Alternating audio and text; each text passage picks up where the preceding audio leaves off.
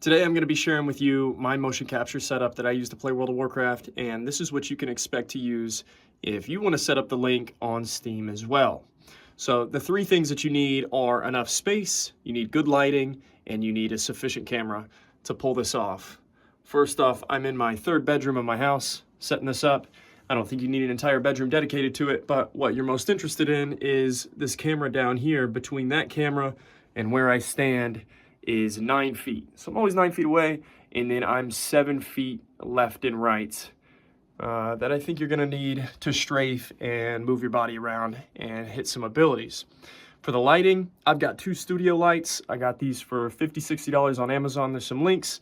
And I think that you are gonna wanna buy some external lights for this. I think if you just go for the fan light or just one light in your room, I don't think it's gonna be good enough lighting to get a consistent experience with the walking and just setting up abilities. And so for the camera, you need a 720 or 1080p camera that gets 50 or 60 frames per second. Again, there's more links. But I was also told if you have like a high-end camera, it could create some type of latency lag just because it's trying to capture too many frames. So you don't need a robust camera. If anything, too good of a camera makes for a worse experience. Now, the fourth thing, if you do end up liking this setup, which it costs about $150 between the lights, camera, and the software, I went ahead and spent $600 on this 48-inch OLED TV. It was recommended, good for gaming. So I've got this at 120 hertz refresh rate with 1920 by 1080 gaming. If I wanted, I could have spent an extra $400 or $500 and got the 144 refresh rate in 4K. But I thought this was a value deal, so I spent $600 there. I don't know what gaming on TVs is like. A lot of times I think you're gonna run into lag. But yeah, if you do end up liking the setup, you're gonna need to invest in a TV. And you can see how small my normal gaming monitor is. Whenever I use this Link software for the first 2 weeks, I used the widescreen monitor, and I still couldn't see like the map icons. It was just too small in comparison. And so I need to use that TV. I've also got another TV set up for my Twitch chat right here. I've normally got a third light hooked up to my fan, but that's just for my green screen, which you don't need by any means. And I think honestly using the green screen might make it a little bit more problematic for the Link to pick up your abilities, but I haven't found any issues with it. Now I want to talk about the practicality of using the Link and what you can expect to run into if you want to set this up yourself.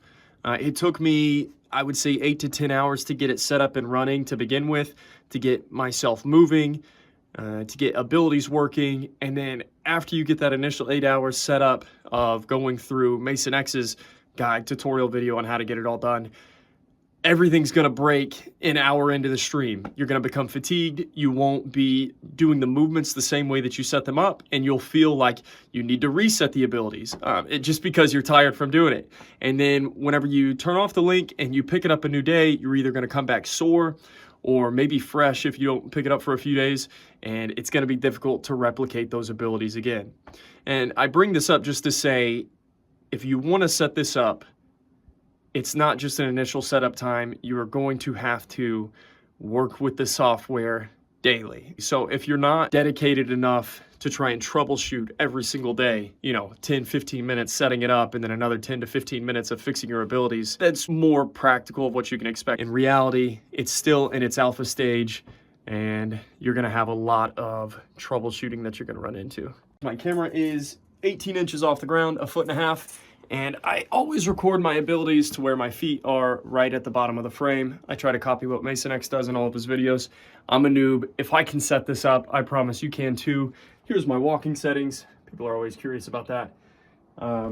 In a future video, I'll make my own guide on how I set up my own abilities start to finish. In the meantime, check out these links to the videos on the benefits of using motion capture in World of Warcraft and how I set this up myself.